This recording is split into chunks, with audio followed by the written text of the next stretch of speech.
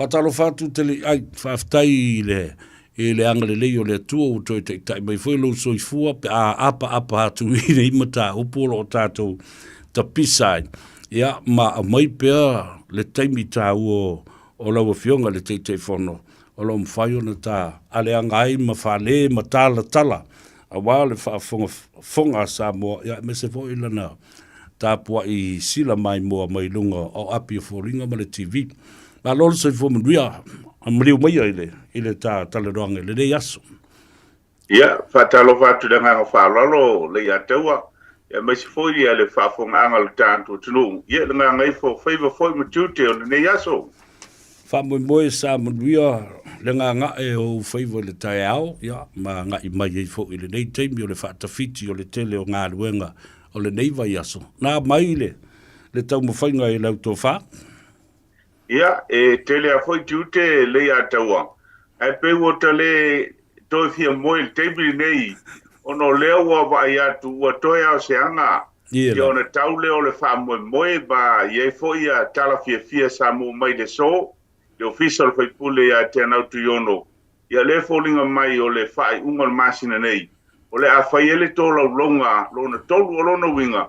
E tātou te pai lava vai o le tama i le nei tau sanga. O lona winga, o se mea lofa ma nei a leo tisi masimo nei a inga masa moa le a taua. Ai whalonga mai a nga iloa e whai a tātou tau sanga o le sitsen New Zealand. Sa tu o te tāina mawha mai moa i o le mabano le tunu u. I tauru manga o le whono le aso nafi. Ai ngalo i a te au. E ile lātou policy fo lele e nao na tuu a ilunga o le aso lava le whaatino ai. Ma tu sao mai i a hata mai i le mau te whono mana palemene. Ona toi tuu le i lalo i le aso so ai on o lai ai i a le whono o lo whaatino. Alo o pu e ina lava i le teimi lava le tas. Ai i la u mai ta watu i le aso na nafi. Ele lei sao noanga fo i a aisi. E fo nisi la tu te ena nisi mea na whatu watu e peo te unga la ia na tu watu nei ina ia tala i tua. Ma ta tala le vai whale mai le tausanga a Faiva sa lau luas fuma wha se i o watu e le aso mumo Januari. A Faiva sa lau wonos fuma le tasi a o le i tūto o tasi i tātou i le ondo lua. Le la fōringa mai o te ena le vaenga le nā. Ma le vaenga o le teunga ina ia ave e sea le tau o le salau fitus fulma le valu tā la e whaatino ai ia le tālo sanga po le application lea. Se ia mai e le tōwha i lau fionga le te whono. O ani vaenga nā ngai uma i ai ia manatu ma tuleinga masau noa ngā sui o le mauta. Le ia taua o le aso ana nafi leo se aso whaingo fie pe ona e sau noa. Mai moni le lei au e ele manatu o ifo i whaatu aia i loa ai. E leo se savalinga file mu le tātou te iai o le lama tātou i le lunga. O vanu le ato le oti fo i lea. E ono knock out ta fo i tātou ana nafi. E ono ngata fo lo tātou maro si le taunu sanga na nafi. E mafua la le pe ona e sau noa. O le nei lava e tu musu ma tala no mailu tātou o tinu. E fona tātou o whailoa. E ma fono Samoa i au kilani nei i le aso mafua. Le ua te atu nei ina ua mua tala. O ana nafi o le atu e fono el palemene lana komiti leo le whole house. Ma o le foi santo e momodi e lava le tātou a whe au. Ma whisota i atu alo ia i tūlanga o vaenga whao whai. I le National o le New Zealand First o le Act. O te Pantia Māori o le Green, ia whape foi, ia le tātou vaenga le leipa. E se sila e lava pele moa lava sawa no e toi whaopopo atu ai. La tau ia pe o ne e sau noa, wa o le tolo ronga lona lua. Wa mauti noa lava, le au whaatasi e lango e ne soifua, lua whaile i le amtanga o le Faiva. Ai o lea sa tātou toi tau mu whai lava, toi tu lei. E ave lala o wha malole ia taua, i le toa o le loto. O le tangata ne e suafa ea te anau tu yono. O le aso na nafi lu i mai e le leipa, o i le national, lu i mai e le act, lu i mai ai tua amatali. E tau mawhai lava. Ia wha ofi leisi vaenga wha popo lea pe o na tātou bana na o iai. Ia e ula pe o na we e sau noa. e le manuia le tau mawhainga, a te anau tu iono e le toi wha popo nisi e manuia le tātou pidi. E ufo ia le manuia lo na tau mwhai antu le teu teunga, ina ia wha apawhala le totongi o le tālo sanga. Ai, na tūla i le si tama a Samoa, e ngoi a vavasa mana, ia mal New Zealand First. Ia. E se a foile mana, ia Ma dia. a foile le a taua. Ale me folo le pivot i me tau fusonga, ke ia waso le soa le siku, e folo i le siku, e soa le siku, i le whainga New Zealand First. Pea mai le lei, to tongi pea ia lanto se leni. Ai amanuia. Te fa foi uma mai. E se a foile poko ko inga whainga le mea.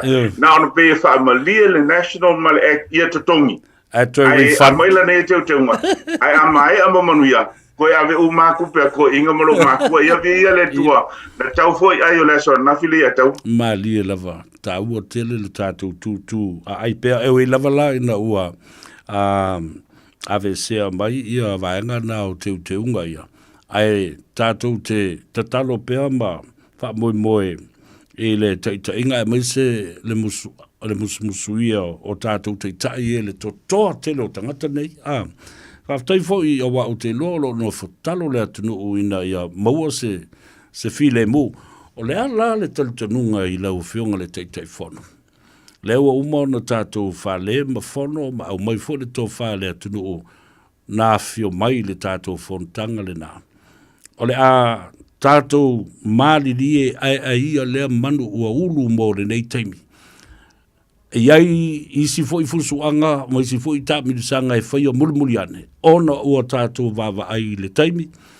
Is the essence mo le soifua na i o tātou tangata mātua tonu ai whaasino tonu, iai le vai tau lea, ma le vai tau sanga lea. Talai Teleiai. Ia taua o te tonu o le anganga mawalunga le nā, e fo ia le tarafa Peritania. Lose the battle and win the war.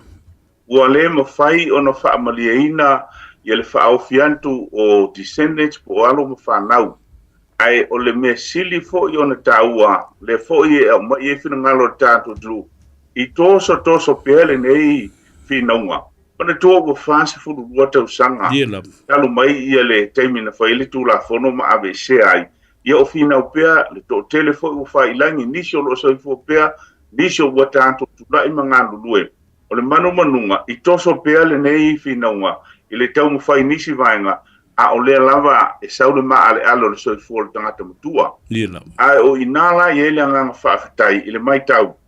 O le teimile nei le atau, o le tapena lo ale ato, pa o le to ina male lo matua, welcome to New Zealand. Le mafua le tala Teleiai, ono o le asoana nafi, ua au mai e foi le tūlanga e au whaatasi le pāle mene atoa. Ina ia, langolango lor pili lon tūlanga wo ye mo le au mātutua. Tu ula i emal whaupoponga le a manuia, to e whaafoi le tupe sa tutongi. E leo le manatu, leo ua mai fo i fisota inga, o le masina nei ai te whaile tola ulonga lon tolu. O le whaafitai le nā, o le vave mai, o no lesi le nā popolenga, o le umi, o le te lefo le nā le a whaina o le au mātua. Ai, e ia le tūlanga tā ua vea fo le nemu tā upu tātou tūla ele i a taua, ai ma whaafitai fo le tā whatolu, ma loi au kilani nei, whaapea fo isi o lo ngā lulua le tātou tunu i nisila, isi ia vaenga. Ona ua mawhai e fo i ona tātou whaamasangi, i le whina winga o matau pui tonu o le parliament, no winga. Ai, wa amatan masangi tā me fia o le lo le parliament e whina, ka upure i atau. Well, it's a learning curve and learning experience for all of us. Ai o le tāua o le tātou totoa e tuturu pēr ma tutu la i atu. Ia a wai leidisi o toi whai o mea le atunu o le teimile nei. Ia e pēr no whai atu na tāla iti mai a o whai nei mea o le waka makua, makula, ka ulu, makau, mawhai makioak. Ai o lo whai o pēr ona o le anganga mone. A lo whai le atunu. E iai fo le teimi tātou te e wha maamulu ai ina ia mamulu mai se mea. Ia ua tātou tā alo e le teimile ne ia tuatu la le nā mea mai lisi mea le lisi lima. Ma ia tātou whina wailai ni teu ngā wala. Mela le tauna whai le immigration ma le internal affairs. Whatasi ai la ma le wawa ai i se teu unga. ina ia awai ni ato se fulu tausanga ono nofo pea o tātou mātua ina ua uma whai o lātou se seni. Ai ia o ko meki lava le anga vaa loa e tala i tua maapalai i lana superannuation po lana superannuation po lana pensione fo. Le atau e sile fia o le mea mua e maa ale le neima tā upu. O tere fo ilan tau ele e se tele tonunga tātou te o mai se tūlanga le leile wa iai. O vaenga la hia pe o ena e sao noa iai vaenga e le i antoa iai pe wha amari eina tu whinaunga. E isi awala e wha atino ai. O isi awala. O le sao noanga le ale sui o le co-leader a Debbie fo ile ale te pati Māori. Ia.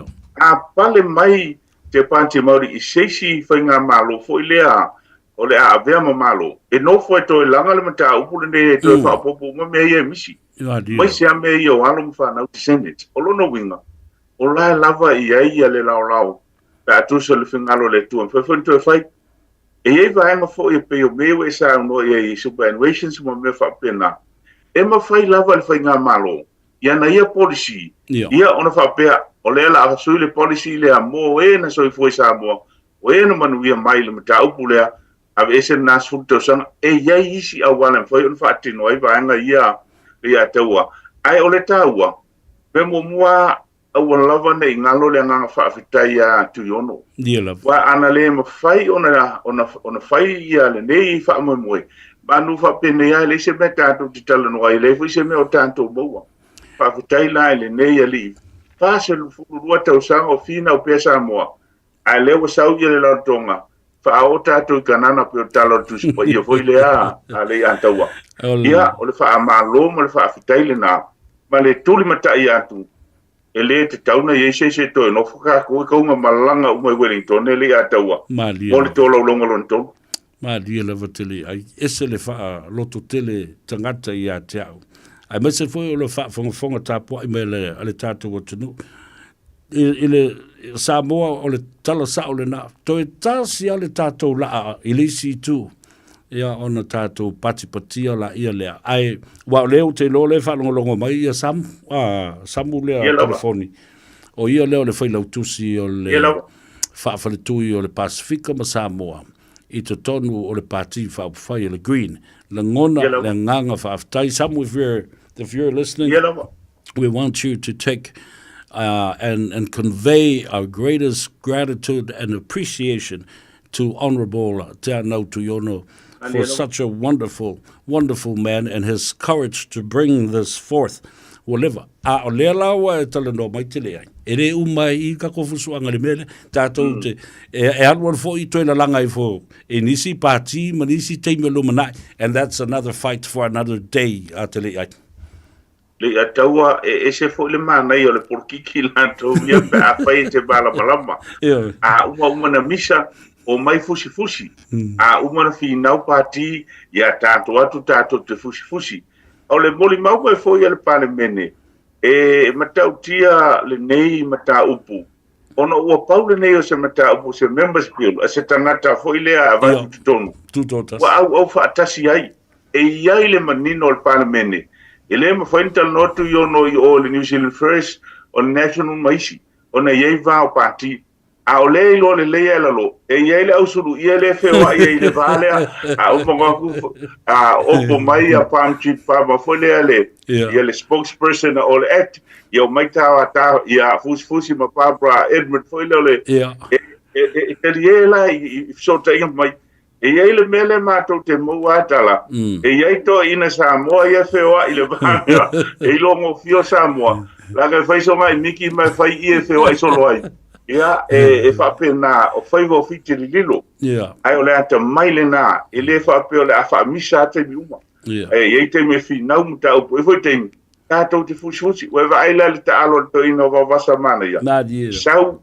E le langolango ina. Ia le ave eso le totongi. Ai wha aunu le piri whai mai. Totongi. Ai amanuia. Koe ave umana kupi. E ese fwoi la le tapari. I o le whainga. O le porkiki al to ina. Ia wa wasa mai. O to ina. Le ia tau a mal tātou mutele sa la fai. Wa lia lava. E tāua tele wa mantua foi. E whiu lava tangata e lue ia wawasa mana ia. e ai ale pito e alu whaaleanga on tangata Māori, toi mi milo mai, fusi, ma sefe Māori, i resi pito, e ona lalanga fo i leo lona i tū Māori. Ia e whapena fo i o teltonu e mita lava, ia le toi ina, i lona sotanga, ma le swafa matai tā ua o le alo li, i o le wawasa mana ia. Ia o ona ia tau ave, i le teimi le nei. Ia au te alo whātu fwoi, o te ropi te māsani i listing titi o le mātou, tamai tai o le mātou a inga level, tamai tai whai pule ia Rachel Lavea a Boyek. Le titi foi le sao o sio a fine a Lavea, ia Rachel wa ia sa tai komiti, i le soa komiti. O ia fa foi a no foi tai komiti mi milo foi lea, nga o leanga o Samoa. Ai o lea sa mi milo. Le foi ua mawhai ei ona au o whatasi. E ia e so tanga māneia le nā monia au. I te tono le ngata o alo o Samoa lo i tono le palemene e pe foi na ei ka mau se pulon. Le maunga e le uma ia manatua foi lea sui ta ua komiti i ua lo whaatotolia. Ia, batu lo whaanga le maunga i lau foi ngā ruenga. Ai whapena foi le nganga whawhitai i le tō tele o sui e o i papalangi. So le umal tātou pili e li awa le whasamoa le i ato. Wai wai makangala unga. E unga kako wheloa i le tolo longo. Ai unga whinga unga le kako la unga po i la unga kako malako. Ia o tala fia na le anga leo le tua. Ia ma lo whawhitai o le alafo atu i nā. Wa o lea waweo na longo mai tātou e Samoa ta wala mai i le whionga i le rifai pule ia Honourable Te Anau Tu Yono ia le aso o le a whatino ai mai ua ofo le teime tau e na tātou tā pena ia ma fusi le whau o malo le atunu e te tau o na tātou o a wa o se whaamurianga le tātou te o si i malita tā mai le lo i le mautofono ma le pale mene ua wala mai a tātou tau lelei. Ia mai o te tonu, tātou whātua i le tua, ma tātou tu i nā tupea tālu sanga. Ia tō le manu o Samoa. Ia e tau wala tu fōi i le palemene o New Zealand. Ia tau walunga mai e lau whionga le teitei whono, ia le tātanuanga i le so, ia ona tau mawai e le ma wha matafi le tā whiro inga le so.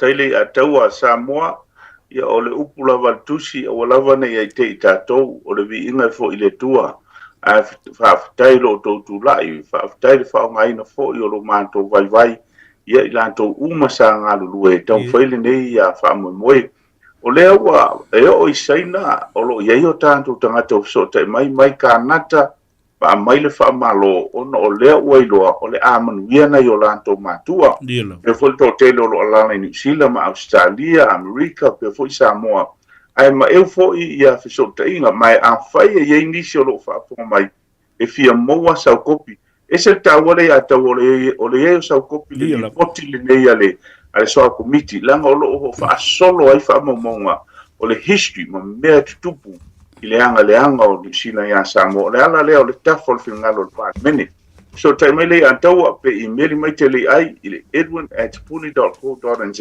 a vatu sau kopi ia whape fo i sau nuanga le pāne mene moa i le anganga o le tātou taubu ia o le tanga sa whai fo i le tau o la polapo uma le amutai uma le amuta ai toe aso nai moa e le tu la fo ia le wha Samoa manatu fo le teimli nei a whai le mua sa manoe te malanga i Wellington ma e urufali tono le pāne mene ia o lo wa manoa le nei o leo le a whaatulanga masalo vai aso o lo numa o le a telefono fo tanto fono tua Samoa yonga e to filau te stani pe fo ia le a to faia Savea profilonga le a taua tanto felo i ta penal tanto malanga tato te ofia o lea ua to mai manu wal fa mo Samoa ia manuia le ne fiafi le a taua te tele lava ma lof te lai ta te felo i pea ia ma tape de pena le tato whainga malanga o leo fa fonga Samoa i tu e fio le laurangi a mese o kilani nei e ile tai au e longo pui ali i ai ia maua le loto tele o Samoa o le loto tele o tangata tatu tu fatasi malanga fatasi mangai oi fatasi e le loto e tasi ia e mduia tele nei a fiafi fa soi furia alofa tele atu